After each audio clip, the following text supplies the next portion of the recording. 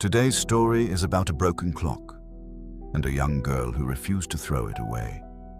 And a lesson so simple, so quiet, so profound, that once you hear it, you will never see yourself the same way again. In a small town at the edge of a quiet valley, where old cobblestone streets met modern glass storefronts, where retired craftsmen and young dreamers lived side by side, there was a little shop at the end of the main street. No bright sign, no flashy window, just a small wooden board above the door that read, Edmund, clockmaker. Edmund had spent 50 years in that shop. 50 years of gentle hands and patient eyes. 50 years of listening to broken things and helping them find their voice again. His shop was unlike anywhere else in town. Every wall was covered with clocks. Tall grandfather clocks standing like wise old guardians. Small brass travel clocks no bigger than a fist. Delicate pocket watches behind glass cases. Simple wooden clocks worn smooth by decades of hands, and all of them ticked. All of them breathed. All of them lived. The shop was never silent. It had its own heartbeat, 100 rhythms woven together into one steady, peaceful sound. Edmund had a granddaughter named Lily. Lily was 9 years old, curious like a sparrow, quiet like early morning, always watching.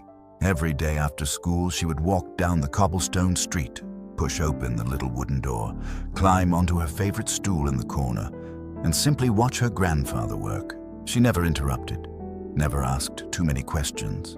She just loved being there, in the middle of all that ticking, in the middle of all those second chances. One afternoon, Lily noticed something.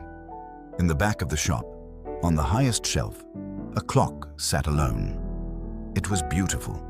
Dark walnut wood, slender silver hands, a glass face with tiny hand-painted stars around the edges.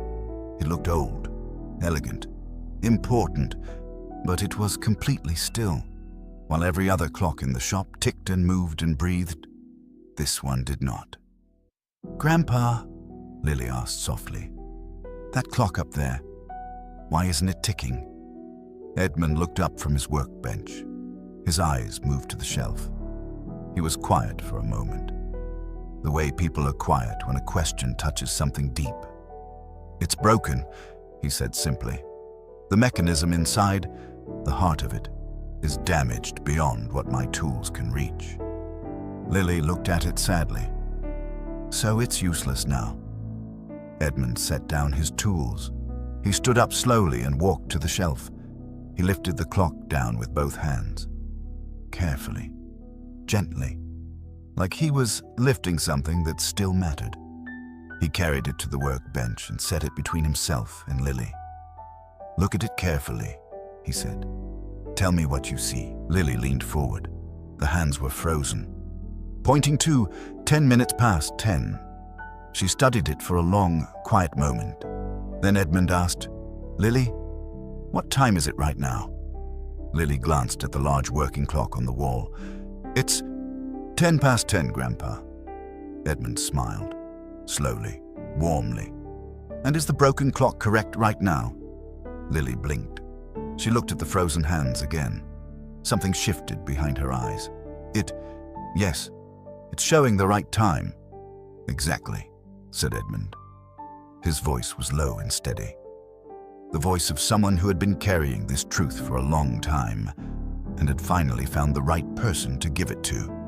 A stopped clock is right twice every single day.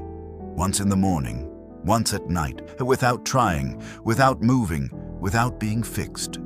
It simply exists, and twice a day, the world catches up to where it already is. The shop went quiet. Even the 100 clocks seemed to hold their breath. Edmund folded his hands on the workbench. "When I was young," he said, "I had a friend, Thomas. Thomas was not like other people. He was slow with words, slow with numbers. In school, he was always the last one finished, always the one teachers looked past, always the one sitting quietly while everyone else moved forward." Lily listened without moving. But Thomas could do something nobody else could. He could look at anything broken, a machine, an engine, a structure, And within minutes he knew exactly what was wrong, not from a textbook, from something that lived inside him that school had no name for. Edmund's eyes were soft with the memory. People called him slow, he said quietly. But slow was never the right word. Thomas was simply running on a different clock. Lily looked at the broken clock on the workbench. What happened to him? Edmund smiled. He became the finest structural engineer in the region. Buildings that others said could not be saved, Thomas saved them. Bridges that experts said were beyond repair, Thomas repaired them, because he could feel what was wrong in a way no qualification could teach. He paused. The world caught up to where he already was. That evening, Lily carried the broken clock home in both hands. She cleaned it gently, polished the silver hands, carefully wiped the tiny painted stars on the glass face, and placed it on the windowsill of her bedroom, where the morning light would find it first. Every morning she woke up and checked, had the world arrived at the time the broken clock was already showing, and twice every day, it always had. It became her quiet reminder, her small daily miracle, that even the most still, most silent, most seemingly finished things still carry moments of perfect truth. Here is what the broken clock teaches us. We live in a world obsessed with speed, with output, with performance, with visible achievement. If you are not moving fast enough, you feel worthless. If you are in a slow season, you feel broken. If you are not achieving at the pace of those around you, you begin to believe the cruelest lie, that you have nothing left to offer. But worth is not the same as function. Worth is not your speed. Worth is not your score. Worth is not what you produce on your best day. Worth simply is. Like the broken clock, you do not need to be perfect to be valuable. You do not need to be fixed. To deserve love, to deserve respect, to deserve your place in this world. Because even in your most still, most quiet, most stuck season, there are moments when the world catches up to exactly where you are. Moments when your stillness becomes someone else's calm. Moments when your patience becomes someone else's answer. Moments when your so-called broken places become the exact thing that makes someone else feel less alone. You're not broken beyond worth.